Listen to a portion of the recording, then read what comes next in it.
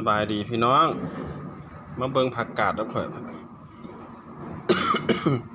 ผักกาดขั้นส้มหั่นนะซื้อ10,000เขาเอามาขายบ่อย่าง10,000ได้บ่ก็หลายพี่น้อง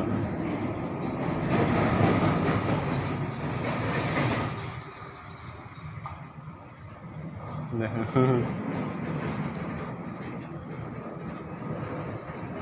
10,000นี่นะได้หลายให้หลายว่าผักกาดขั้นส้มนะผักกาดอันคิ้วๆนะเขาเอิ้นผักกาดตีนหมีบ่เขาว่าสิขั้นส้มว่าสิเฮ็ดส้มเฮ็ดส้มไว้กิน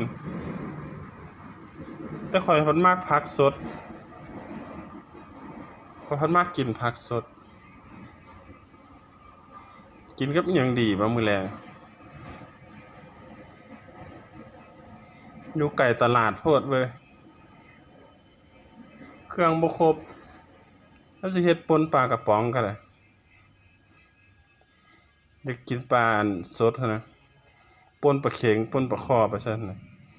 หรือว่าป่นปลาทูก็ได้โว้ยคักไปจังไดน่ะ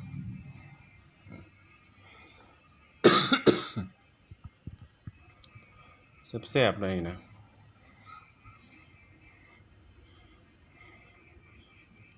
สิ่งที่มันยังขาดอยู่คือวัตถุดิบ ได้แต่ผักสิ่งมันขาดอยู่ก็คือต้นหอมผักชีปลาทู หรือว่าปลาเข็งปลาข้อไปสั่นพริกนี่มีแล้วพริกมีแล้วต้นหอมผักชีน้ำปลาแดก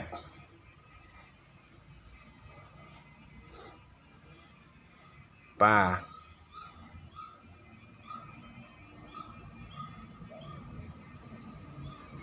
บ่แม่นแป้งนัวอันเกลือก็เบิดแล้วปะ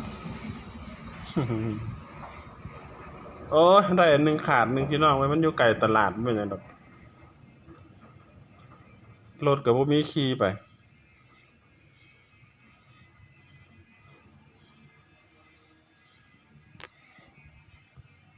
รถน้องมันก็เอาไปนำ